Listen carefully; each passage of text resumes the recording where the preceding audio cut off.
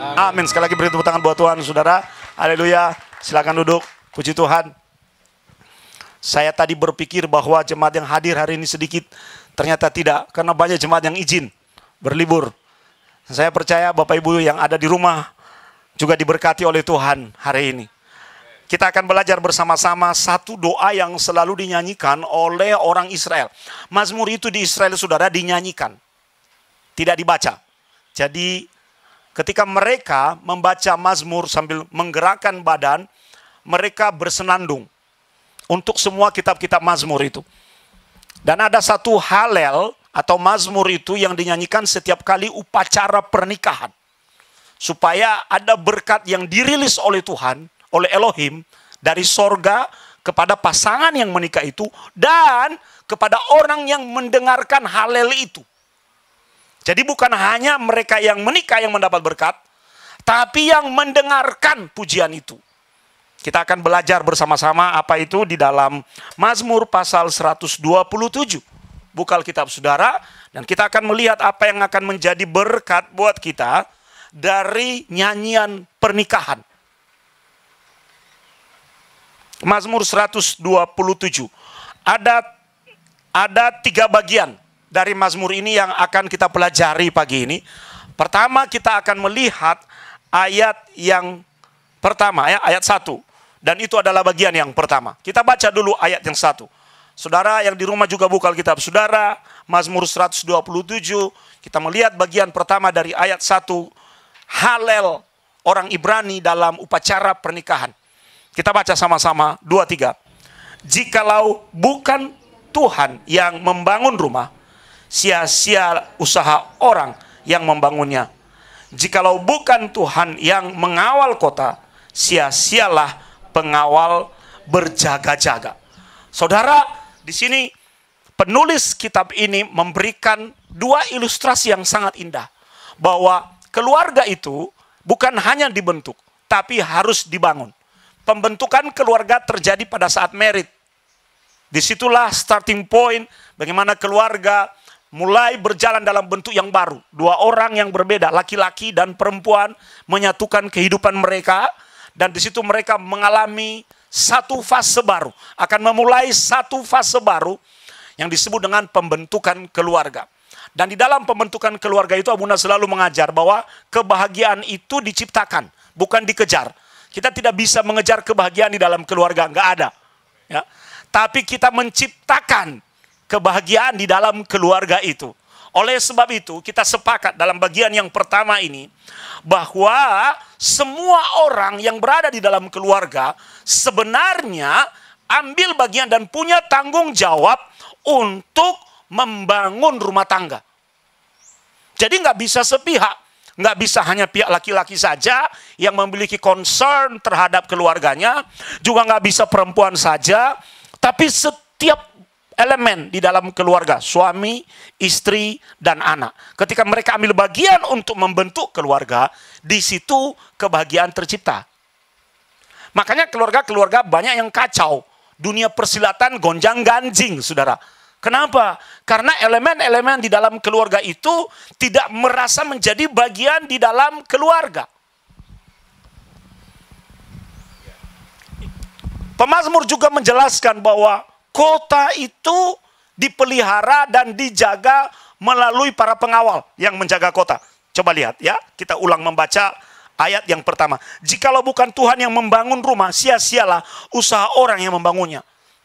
Sementara kita simpulkan dulu bahwa keluarga harus dibangun. Yang kedua, saudara, jikalau bukan Tuhan yang mengawal kota, sia-sialah pengawal berjaga-jaga. Kota di masa perjanjian lama dan di masa Alkitab adalah sebuah kumpulan rumah-rumah yang dikelilingi oleh tembok yang besar dan tembok yang tinggi. Dan hanya punya satu pintu. Seperti kalau masuk Gerapatma ini, anggap ini sebagai benteng besar, saudara. Bayangkan dikelilingi oleh tembok yang besar dan hanya punya pintu yang besar di depan sana. Orang keluar masuk itu bisa dideteksi siapa yang masuk, siapa yang keluar. Pada malam pintunya ditutup. Lalu di atas tembok-tembok itu ada menara-menara pengawas.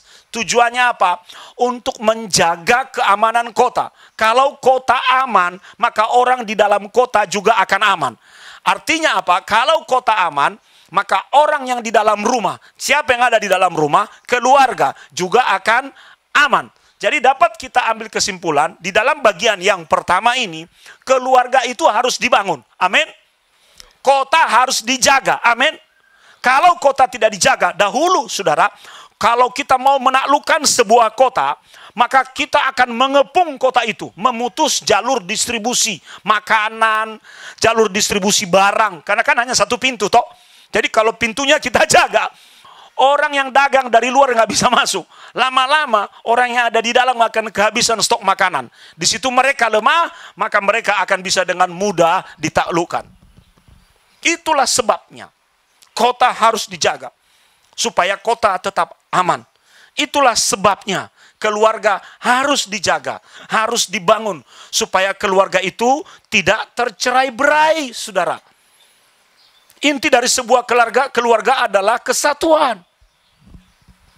Dan apa yang membuat kesatuan tercipta dalam keluarga?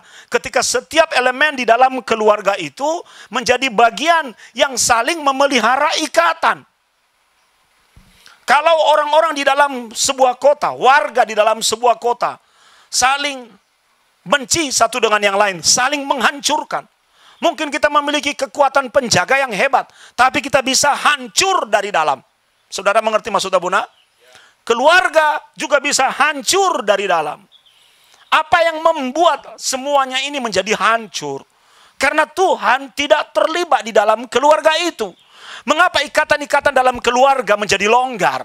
Mengapa ikatan-ikatan keluarga menjadi lemah dan akhirnya keluarga tercerai-berai? Suami punya urusan sendiri, istri punya urusan sendiri, anak punya urusan sendiri. Sampai di rumah itu kayak ring tinju, saudara. Meja makan jadi ring tinju. Bunda selalu memberikan filosofi bagi anak-anak. Ya, ketika kita makan, itu adalah berkat yang kita nikmati dari Tuhan. Dan kita harus makan bersama-sama.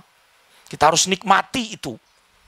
Nah, dalam keluarga yang memiliki ikatan yang lemah, hal demikian tidak akan pernah bisa terwujud. Saudara, bahaya yang paling besar dari sebuah pertahanan adalah kekuatan dari dalam. Bukan musuh yang hebat dari luar. Ketika di dalam itu melemah. Ketika orang-orang di dalam kota ada yang saling mengkhianati satu dengan yang lain. Dia bisa jadi mata-mata musuh atau membuka pintu gerbang diam-diam. Seperti itu juga keluarga. Makanya tidak secara kebetulan ada perbandingan yang paralel dalam kisah yang pertama ini antara keluarga dengan kota. Sama-sama harus dijaga. Keluarga juga harus dijaga seperti penjaga menjaga kota. Jangan sampai dari dalam kita hancur. Kalau dari dalam kita sudah memiliki ikatan yang lemah, maka orang dari luar akan dengan mudah menghancurkan keluarga itu. Orang dari luar akan dengan mudah menghancurkan kota itu. Bagaimana? Bagaimana membuat keluarga bisa utuh? Bagaimana membuat kota bisa tetap terpelihara, saudara? Biarkan Tuhan. Pesan itu sangat clear, sangat jelas di dalam kitab ini. Biarkan Tuhan yang membangun keluarga kita. Biarkan Tuhan yang menjaga kota kita. Jikalau bukan Tuhan, ya. Kalau di dalam Alkitab dikatakan jika, maka ini sebenarnya peringatan yang membuat kita harus waspada untuk mengingatkan kita, hey, untuk membuat kita langsung terjaga. Berarti saya harus segera mengambil keputusan untuk mengizinkan Tuhan membangun rumah saya. Amin. Untuk mengizinkan kota saya dijaga oleh Tuhan. Saya itu sebelum pandemi mendengar ada pendoa-pendoa di kota Semarang ini, saudara. Bahkan naik helikopter, melakukan prophetic act, menjaga dan berdoa di setiap penjuru kota Semarang. Dan berkali-kali kota Semarang itu aman, tentram. Anda bisa membayangkan betapa hebatnya kekuatan doa. Kota bisa terjaga dan terpelihara karena ada para penjaga kota. Para penjaga kota itu disilakan dengan watchman. Orang yang berjaga-jaga yang tidak tidur. Sementara orang di dalam kota tidur, dia membuka mata dan mengawasi sekelilingnya. Itu yang membuat kita tenang. Jadi mari kita mulai berpikir, mari kita mulai mengambil keputusan. Karena di sini ada peringatan, jikalau bukan Tuhan. Artinya kalau bukan Tuhan, maka yang terjadi keluarga akan runtuh.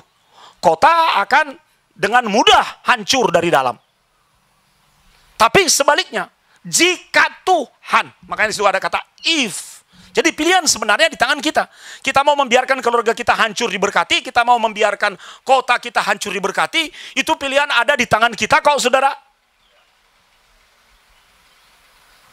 Makanya mari kita membawa keluarga kita menjadi keluarga yang takut akan Tuhan. Orang tua harus mengajar anak-anak untuk takut akan Tuhan. Anak-anak harus belajar menaati orang tuanya. Karena prinsip-prinsip ini semua ada di dalam Alkitab.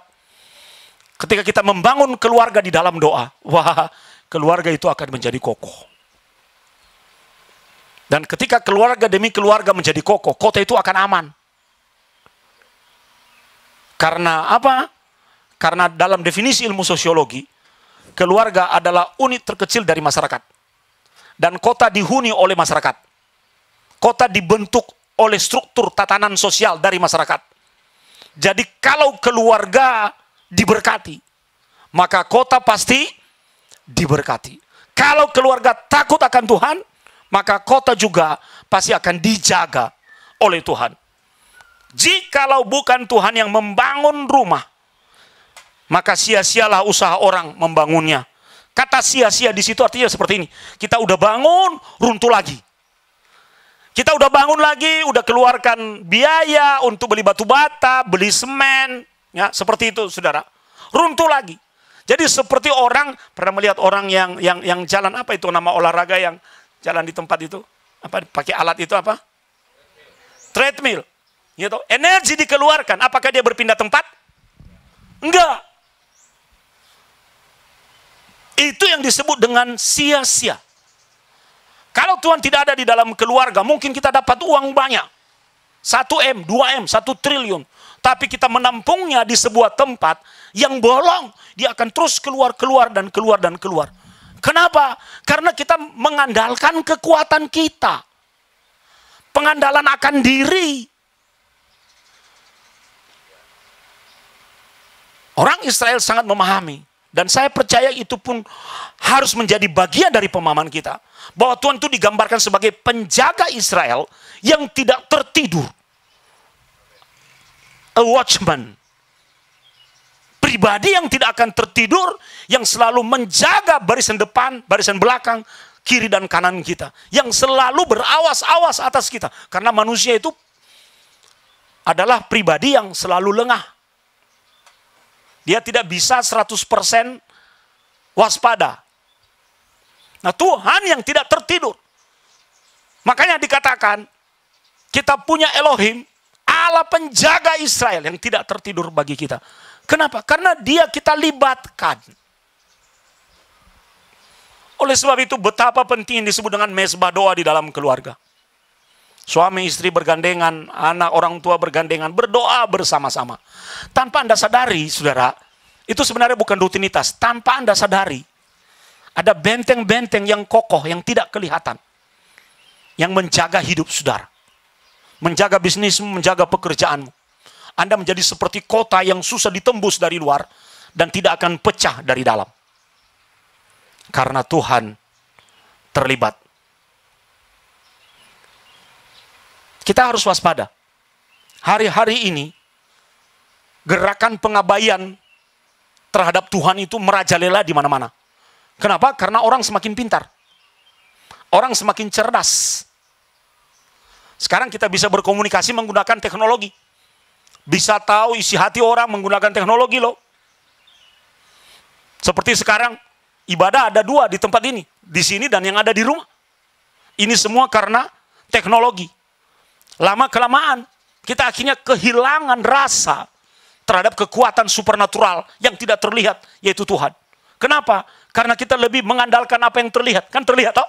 Terbukti toh? Pikiran rasional manusia itu seringkali mendrive keputusan dan kehidupannya. Dia lupa bahwa ada Tuhan yang walaupun memang tidak terlihat, memiliki campur tangan yang nyata di dalam kehidupan ini. Maka betapa pentingnya kita melibatkan Tuhan. Nanti itu semua akan menjadi seperti puzzle yang bergerak dengan sendirinya loh saudara. Selesai. Problem solve. Problem solve. Problem solve. Dengan sendirinya. Jangan pernah menganggap remeh yang namanya mesbah doa. Jangan pernah menganggap remeh yang namanya roh yang takut akan Tuhan yang harus kita pelihara dan kita jaga. Karena pengabaian akan Tuhan sedang menjadi sangat kuat hari-hari ini. Ada seorang miliarder berencana membuat kapal Nuh. Bukan kapal Nuh, dia menggunakan itu istilahnya kapal Nuh. Tapi dia membangun pesawat luar angkasa yang besar. Seperti kapal Nuh. Yang akan membawa umat manusia akan pindah ke planet Mars. Dan dia pasti akan mewujudkan itu. Miliarder ini memiliki impian beberapa tahun yang lalu dan diketahui banyak orang. Untuk membangun pesawat luar angkasa yang bisa membawa wisatawan pergi jalan-jalan di luar angkasa. Orang ketawa. Karena waktu itu orang hanya mengerti teknologi ini hanya dimiliki oleh NASA, Amerika Serikat. Ternyata dia berhasil tuh. Dan orang yang sama sekarang akan membangun bahtera Nuh yang berbentuk pesawat luar angkasa. Karena dia berkata, dunia akan kiamat. Saya baca itu. Aduh, ini orang gila. Lama-lama orang lebih percaya teknologi daripada Tuhan. Hari-hari ini di kota besar. Dan jangan biarkan anak-anakmu mengalami ini, saudara. Ada gerakan agnostik. Tahu gerakan agnostik? Cuma percaya Tuhan tapi gereja nggak perlu. Nggak penting. Firman Tuhan nggak penting. Wis pokoknya ada Tuhan, selesai. Dan itu melanda anak-anak muda. Hari-hari ini kita sedang menghadapi zaman baru. Di mana iman kita akan dilencengkan. Maka itulah yang akan terjadi. Dengan mudah kita hancur dari dalam. Dengan mudah kita tidak akan bisa terikat dari dalam. Sehingga hal-hal yang demikian akan membuat kita menjadi sasaran empuk untuk dihancurkan. Kalau Anda mau melihat keluargamu utuh. Kalau Anda mau melihat bisnismu utuh. Mau melihat segala apa yang kau bangun itu utuh. Maka mulai libatkan Tuhan. Tidak ada ruginya berdoa setiap pagi. Nggak ada ruginya ke gereja, saudara. Nggak ada ruginya mengajak anak-anakmu membiasakan mereka, ayo nak baca Alkitab. Baca firman Tuhan. Salah satu usaha memang agak keras ini dilakukan oleh Abuni biasanya dulu. Waktu anak-anak masih kecil. Pokoknya baru diberi uang jajan kalau mereka membaca Alkitab dan merenungkan Alkitab dan membuat laporannya. Tertulis. Baru diberi. Sekarang nggak perlu lagi, karena mereka sudah memiliki kebiasaan untuk bergaul dengan firman Tuhan. Mengerti maksud Abuna? Maka bagian yang pertama ini, keluarga membangun rumah. Pengawal menjaga kota. Semua ini hanya bisa terjadi. Dan hanya akan tetap utuh dan berhasil. Apa yang dibangun akan kokoh. Apa yang dijaga akan tetap terjaga. Kalau Tuhan ikut terlibat. Haleluya. Praise the Lord. Bagian yang kedua. Mari kita lihat di dalam ayat yang kedua. Ini pesan yang agak berbeda dari pesan yang pertama. Pemazmur berkata seperti ini. Mari kita baca sama-sama. Saudara, 2, 3. Sia-sialah kamu bangun pagi-pagi dan duduk-duduk sampai jauh malam. Dan makan roti yang diperoleh dengan susah payah, sebab ia memberikannya kepada yang dicintainya pada waktu tidur. Awal-awal sebelum Abuna menggumuli ayat ini, saudara, saya berkata udah enak tidur ya. Enak tidur toh? Karena apa? Kamu kenapa tidur? Saya pernah ketemu sama seseorang. Kemudian saya terlambat ke gereja. Terus, kenapa kamu terlambat terus? Karena saya tidur. Ayolah bangun, buat di HP-mu alarm supaya Anda bisa bangun. Tapi ya Buna, firman Tuhan bilang, dia memberikan kepada yang dikasihinya pada waktu tidur. Oh betul, tapi kamu tidak dikasihinya, saya bilang. Tuhan jengkel sama kamu. Kenapa? Karena kamu bermalas-malasan.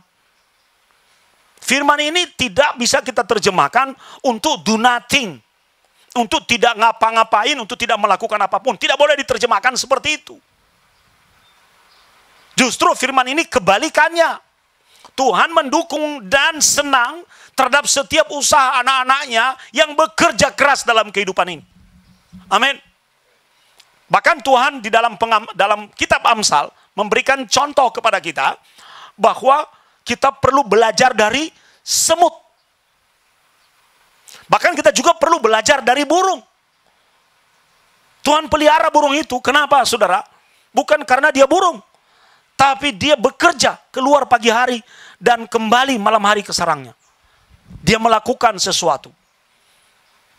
Apa yang menjadi esensi yang dikatakan oleh pemazmur dalam kitab ini? Sia-sialah kamu bangun pagi-pagi dan duduk-duduk malam sampai jauh malam, dan makan roti yang diperoleh dengan susah payah, sebab ia memberikannya kepada yang dicintainya pada waktu tidur. Arti dari ayat ini sebenarnya, saudaraku, adalah Allah mendukung atau Tuhan mendukung setiap usaha dan kerja keras manusia. Jadi kalau mau diberkati, bekerjalah. Kalau mau mengalami keberhasilan dalam segala impianmu, lakukanlah sesuatu. Tapi, nah ini belum selesai di sini.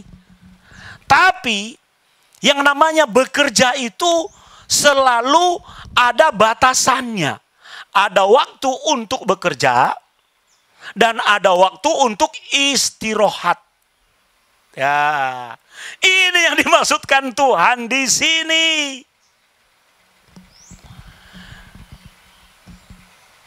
Jadi arti ayat ini adalah Tuhan akan memberkatimu saat engkau bekerja, dan Tuhan juga akan memberkatimu saat engkau beristirahat, karena engkau memang membutuhkan istirahat itu untuk menyegarkan kembali tubuhmu.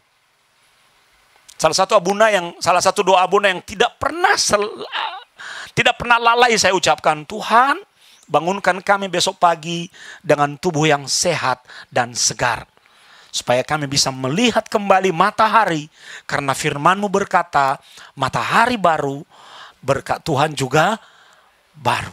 Sebab berkat Tuhan itu baru setiap pagi. Nah, bagaimana Anda mengalami berkat yang baru setiap pagi? Turu. Supaya besok Anda bangun dan bisa mengklaim kebenaran firman Tuhan ini. Kerja boleh, saudara. Kerja boleh. Tapi jangan bekerja melulu untuk mencari uang. Ada orang-orang yang Tuhannya uang loh, saudara. Saya punya anak rohani yang menikah dengan seorang pelayan Tuhan. Orang tuanya marah sekali. Tidak menyetujui, saudara. Akhirnya ATM anak ini dicabut. Saya iseng tanya, emangnya berapa duit di ATM-mu? Berapa duit di ATM-mu? Dia berkata, Abuna akan kaget kalau lihat besarnya. Ya so, gimana? Ya sudah, aku nggak punya apa-apa. Tidak, bekerjalah. Saya bilang, kenapa papamu nggak ke gereja? Saya sudah mendoakan dari saya sejak SMP, Abuna. Jangan berhenti mendoakan sampai sesuatu terjadi. Pray until something happen. Kenapa? Bapaknya itu adalah pengimpor mesin-mesin industri dari China. Jadi duitnya banyak, saudara. Dia berkata, papaku itu, Abuna, Tuhannya bukan Tuhan yang di sana, tapi Tuhannya adalah uang. Jadi siang malam dia kerja untuk dapat uang. Jadi lebih baik dia bekerja untuk mendapatkan uang daripada dia menghabiskan waktu mendengarkan khotbah pendeta, katanya. Suatu kali bapaknya sakit. Saya berkata, bisa enggak uang papamu itu membeli kesembuhan? Nyatanya udah pergi ke Cina sana enggak sembuh. Udah pergi ke Singapura enggak sembuh. Dia berkata, enggak, kasih tahu sama papamu. Ada satu yang bisa menyembuhkan, yaitu Tuhan yang selama ini dia tidak percayai. Banyak orang hari ini terlalu mengandalkan keterampilannya, terlalu mengandalkan kapasitas yang ada di dalam dirinya. Dia lupa bahwa berkat Tuhan itu yang menjadikan kita kaya. Amin. Dia lupa bahwa kita bisa makan, minum, memang kita bisa membelinya dengan uang yang kita miliki. Tapi apa yang membuat kita memiliki uang itu karena campur tangan Tuhan. memberkati hidup kita. Ada orang-orang yang bekerja dengan uang, makanya dia beruang, saudara. Minumnya pun susu beruang. Ada orang yang bekerja siang malam, nggak berhenti tanpa istirahat. Kelihatannya logis, tapi secara rohani, ini semua adalah indikator dari orang-orang yang meragukan pemeliharaan Tuhan di dalam hidupnya. Itu sebabnya kita diingatkan oleh pemazmur. Orang-orang Yahudi itu melakukan Halel ini untuk mengingatkan suami istri yang married dan mengingatkan diri mereka. Nanti kalau kamu diberkati dalam keluarga ini, jangan kerja terus-menerus. Ingat juga kembali ke rumah. Tempat terbaik untuk kembali itu kemana? Ke rumah, saudara. Di bumi ya, bukan ke rumah Bapa di sorga. Itu nanti, di bumi. Tempat sejauh-jauh kita pergi, Abuna selalu begitu toh, selalu kembali ke dalam rumah. Nanti kalau kamu sudah diberkati dengan pekerjaan, dapat banyak uang, jangan lupa istirahat. Jangan kerja banting tulang siang dan malam. Ada masa di mana kita perlu sabatikal. Setiap tahun Abuna selalu mengambil waktu sabatikal. Tidak melayani terus. Berhenti, duduk diam di kaki Tuhan. Melakukan refleksi. Bulan depan, bulan Abuna sabatikal.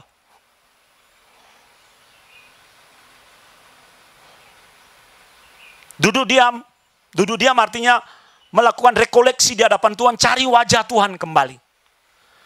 Pelayanan itu bisa membunuh kita. Pelayanan itu bisa menjadi rutinitas, asal ngomong firman Tuhan selesai. Betul toh?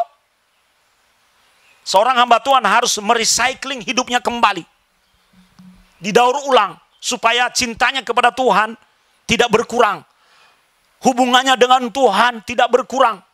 Jangan sampai dia menjadi agen kenek mobil. Ayo, sorga.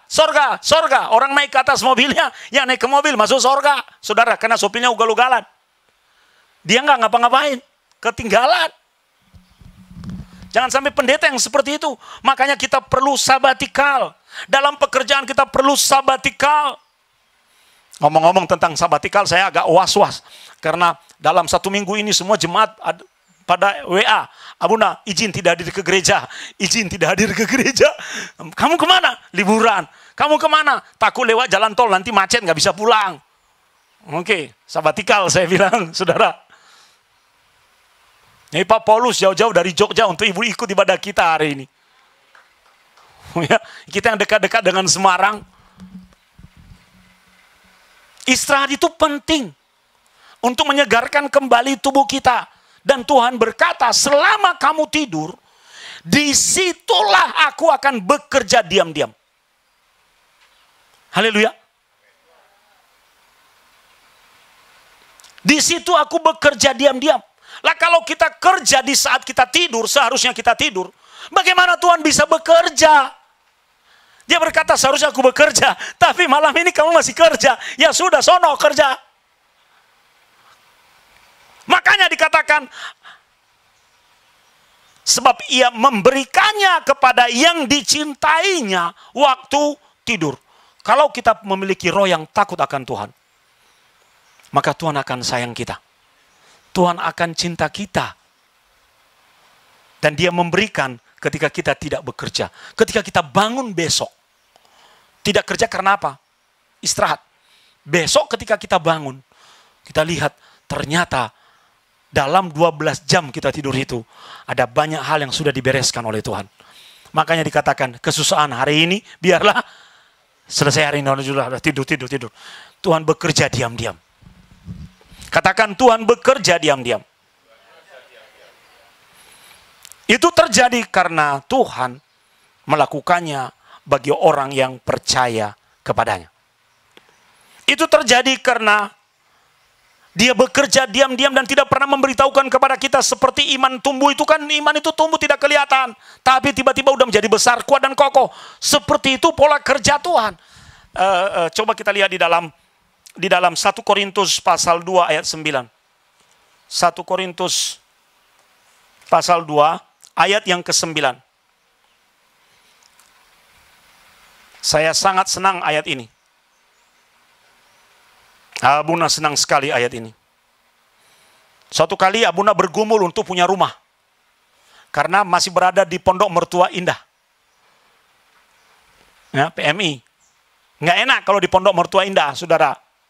Mertua saya sangat sayang pada saya, tapi nggak enak. TV dia. Kalau lagi nonton TV channel A, saya mau ganti channel B, nggak bisa. Remote-nya dipegang mertua. Semarang panas, mau buka baju, nggak enak. Nanti anggap nggak sopan. Mertua itu kalau masak, saudara, suka masak makanan yang manis. Nah, Abuna kan orang Sumatera, lebih senang pedas. Jadi nanti, aduh kok manis. Sambal aja dicampur gula loh, saudara. Sambal. Nggak tahu.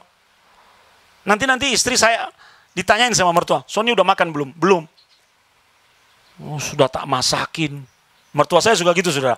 Sudah saya masakin, gitu aja nggak mau dimakan. Nanti saya pura-pura nanti kalau sudah dengar seperti itu buka. Lauk apa hari ini ya? Wah enak sekali ya. Oh senang. Mertua senang. Jadi kita bergumul. Saya dan Abuni bergumul punya rumah. Berdoa. Secara finansial nggak mampu. Lalu kami berdoa. Ada orang kirim firman ini kepada saya. Apa yang tidak pernah dilihat oleh mata. Dan tidak pernah didengar oleh telinga. Dan tidak pernah timbul di dalam hati manusia, semua yang disediakan Allah untuk mereka yang mengasihi Dia. 3 hari kemudian, orang lain mengirim ayat yang sama. Aneh itu. Nggak pernah kontak, tiba-tiba saya pas doa, tiba-tiba ingat Pak Sony, saya dapat ayat ini, saya kirim aja kepada Bapak. Itu orang dari Bandung. Dia WA. SMS, waktu itu belum ada WA. Lalu orang dari Semarang, pendeta, 3 hari kemudian dia berkata, Son, agak senior dibanding saya, aku lagi berdoa, dapat ayat ini dan aku ingat kamu, jadi aku kirim ayat ini. Yang ketiga saya tidak tahu, saya lupa. Ada orang juga kirim ayat ini, jadi mereka tidak saling berkoordinasi satu dengan yang lain. Minggu berikutnya, Gerapat telepon saya. Ada orang sudah membelikan tanah dan rumah untuk Bapak, tolong datang ke sini bawa KTP. Siapa orangnya, mereka tidak tahu. Dan tidak boleh diberitahu.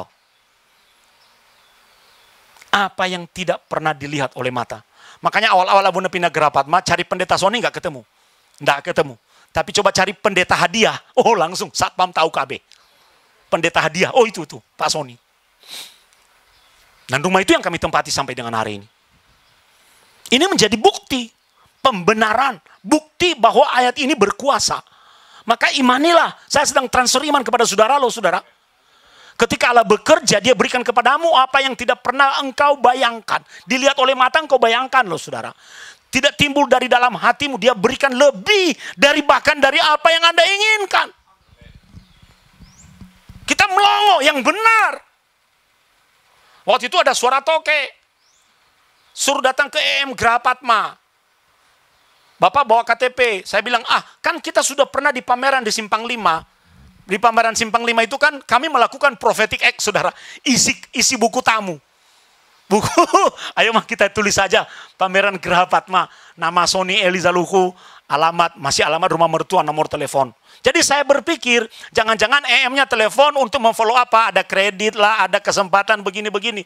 Saya jadi waktu di telepon, saya berkata kepada Abuni, Ma datang nggak? Toke, datang. Di rumah mertua ada toke. Toke, enggak. Toke, datang.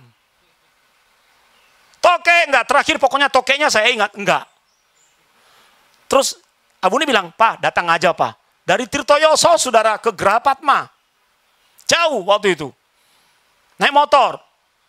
Datang aja Pak, kamu ya enggak apa-apa lah datang aja. Ya udah, datang. Tiba-tiba dikatakan ini tanda terima, tanah sudah dibeli, kamu bangun, mau bangun kayak apa? Bentuk rumah kalau di jalan ini seperti ini. Siapa yang kasih? Oh, saya nangis di situ saudara. Nangis. Apa yang tidak pernah dilihat oleh mata. Amin, amin. Tidak pernah didengar oleh telinga. Tidak pernah timbul dalam hati. Makanya kalau Anda punya keinginan dan pergumulan, doa aja pada Tuhan. Amin. Sampaikan Tuhan aku ingin punya rumah. Udah titik itu aja. Sebab nanti kalau Anda bayang-bayangkan, nanti Tuhan tidak memberi apa yang Anda bayangkan. Karena Tuhan memberi apa yang tidak dilihat oleh mata. Jadi jangan bayang-bayangkan. Biarkan saja Tuhan berjalan dengan rencananya. Jadi sejak itu, apapun yang Abuna pinginkan, bersama dengan Abuna sepakat Tuhan kami pingin begini. Udah selesai, titik. Karena dia memberikan apa yang tidak kita pikirkan. Nanti kalau kita pikir-pikir, kita dapat nggak seperti itu, bisa kecewa loh. Revo barusan mendapatkan pembenaran ayat ini. Biar dia sendiri yang cerita. Yang tidak pernah dipikirkan. Yang tidak pernah dibayangkan. Tidak pernah timbul di dalam hati. Itu yang namanya Tuhan bekerja dengan diam-diam. Amin. Saya ingin merimain lagi. Ini kesaksian sudah lama dan pernah saya sampaikan. Mungkin beberapa yang lain belum pernah dengar. Tapi Abuna selalu ingat ayat ini. Saya ingin punya motor. Nggak bisa beli motor. Pingin. Karena saya bisa pergi kemana-mana. Ya. Bisa beraktivitas. Pada waktu itu BCA satu undian kalau nggak salah 1 juta. Satu nomor undian. Waktu itu kan ada namanya gebiar BCA atau. Jadi setiap kelipatan 1 juta ada satu nomor undian. Nah uang Abuna di dalam rekening BCA itu hanya untuk satu nomor undian. Cuma doa pada Tuhan, Tuhan kami pingin motor. Tiba-tiba BCA Gang Tengah ya Ma. Gang Tengah telepon. Pak, nomor rekening Bapak dapat undian gebiar BCA. Apa? Motor.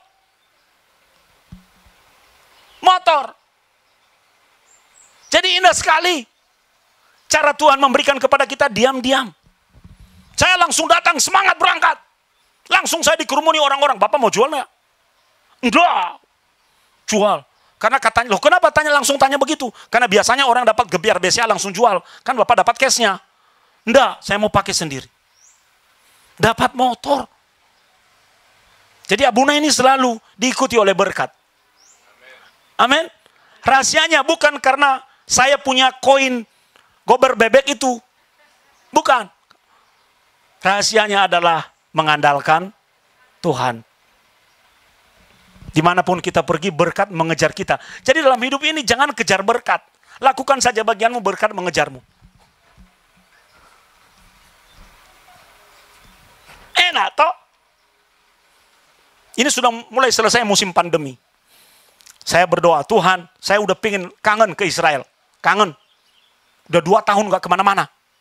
Udah 2 tahun. Tolong Tuhan, saya mau rekoleksi dengan Tuhan di Tanah Suci. Sebagai hambamu saya butuh merefresh kembali hubungan denganmu. Cari peserta hari-hari ini agak susah. Tiba-tiba ada orang telepon.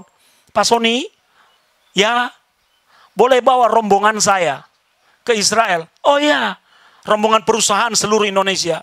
Berapa? 600 orang. Tapi ini nggak bisa berangkat sekaligus. Oke? Jadi berangkatnya per termin. Termin pertama akan berangkat bulan depan. 2 bus, 60 orang. Terus. Anda bisa bayangkan nanti setiap bulan saya berangkat ke Israel. Saya berkata, oke, siap. Kenapa? Karena ini tertunda. Jadi perusahaan ini perusahaan yang sangat diberkati. 300 pertama hampir berangkat menjelang pandemi. Nggak jadi. Karena pandemi berlangsung. Sementara programnya berjalan. Jadi ada cadangan 300 orang lagi. Yang akan dibagi per kelompok. Kan nggak bisa berangkat banyak-banyak, saudara. Saya pernah ditawarkan, Abuna masih mau membawa nggak 6 bus sekaligus 1 pendeta? Ya butuh asisten ya. Makanya nanti siapa yang mau jadi asisten saya daftar ya. Asisten pendeta. Lumayan. Ini semua hal yang akan kita dapatkan. Kadang-kadang kan kita terpesona dengan kesaksian orang lain. Wow, keren. Saudara, kesaksian hidupmu juga akan membuat orang lain terpesona. Haleluya. Karena setiap orang punya jalan berkatnya masing-masing. Punya bagiannya masing-masing. Bilang amin. Punya jalan berkatnya masing-masing. Bilang amin. Tapi kuncinya, master key-nya, libatkan Tuhan. Yang terakhir dan yang ketiga. Ayat yang keempat. Ayat ketiga, 4, dan 5. Sesungguhnya anak laki-laki, anak-anak lelaki adalah milik pusaka daripada Tuhan. Dan buah kandungan adalah suatu upah. Oh, berarti anak adalah upah. Makanya orang Yahudi menggunakan ini, orang Israel menggunakan ini sebagai berkat pernikahan, supaya di dalam keluarga yang baru itu ada anak dihasilkan. Ingat saudara, anak itu bukan beban. Seperti apapun anak itu bukan beban. Seperti apapun dia, ya, tapi itu adalah upah bagi suami istri. Bahkan Tuhan berkata itu adalah milik pusaka Tuhan. Oh, seperti anak panah di tangan pahlawan, demikianlah anak-anak pada masa muda. Berbahagialah orang yang telah membuat penuh tabung panahnya dengan semuanya itu. Ia tidak akan mendapat malu apabila ia berbicara dengan musuh-musuh di pintu gerbang. Lihat kembali ayat yang ketiga.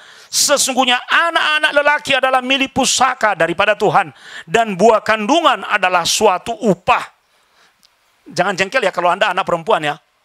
Karena Anda tidak, walaupun Anda tidak termasuk kategori anak laki-laki, tapi Anda termasuk dalam kategori upah. Amin. Anda kategori buah kandungan. Abuna selalu bilang kepada Abuni, yang membuat anak-anak kita ganteng itu adalah benih dari saya. Abuni bilang, tidak.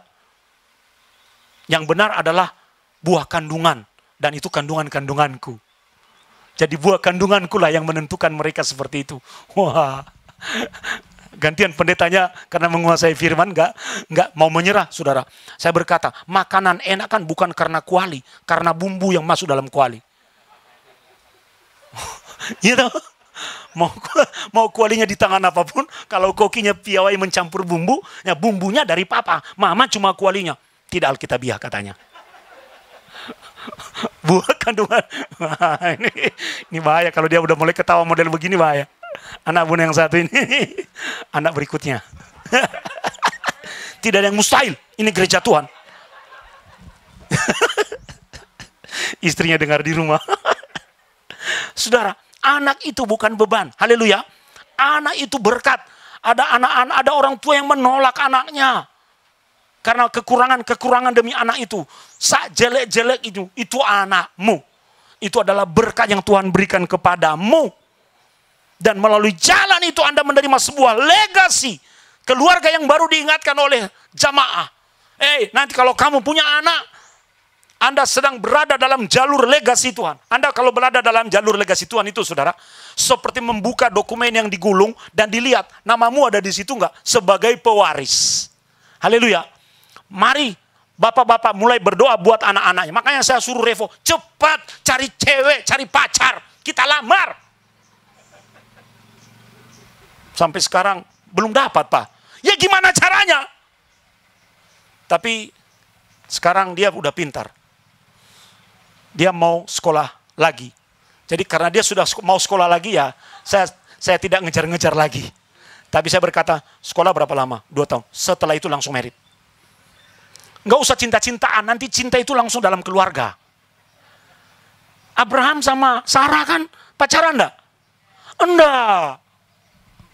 Nanti aja, cinta itu tumbuh. Watang tresno, jalaran, sok, ora ono. Orang, watang tresno, jalaran, ora ono sing liyo. Ya. Jangan bilang-bilang, enggak. Tapi kayak di kaki-kaki. Timba-timba, koe ahe. Makanya saya bilang, kalau perlu pengerja kita langsung saling merit satu sama lain aja. Di rumah Tuhan. Supaya dapat upah. Iya toh? Itu saudara. Mari segera Bapak Ibu sudah punya anak. Mana-mana, enggak apa-apa. Dapat upah. Anda yang ada di rumah, dapat upah. Amin. Kita berada di dalam catatan kitab yang digulung. Jadi waktu itu kalau ada pembagian warisan, saudara, semacam hakim, saya lupa namanya, masyarakat berkumpul di depan pintu gerbang, gulungan dibuka. Ya, ini kambing ini dapat ini. Sapi dapat ini. Rumah ini. Batu bata depan rumah kamu. Jadi dibuka gulungannya. Ini kalau kita takut akan Tuhan, Kita sedang menciptakan blueprint bagi anak cucu kita. Dan nama kita ada di dalam gulungan. Haleluya. Berikan tepuk tangan buat Tuhan. Itu aja. Mau lanjut atau khotbah lagi? Ya. Saudara diberkati? Anak laki-laki milik pusaka Tuhan. Dan anak-anak adalah buah kandungan. Jadi Bapak Ibu, kalau sudah tidak kalau sudah tidak punya anak lagi, ada anak perempuanmu, doakan. Berkati buah kandungan anak perempuanku ini Tuhan, agar menghasilkan benih yang baik. Jadilah orang tua yang membuat blueprint bagi anak cucu. Ketika orang tua takut akan Tuhan, maka keluarga dan anak akan takut akan Tuhan. Keluarga itu menjadi keluarga yang kokoh. Haleluya. Mari kita bangkit berdiri. Kasih dari Tuhan memenuhi tempat ini.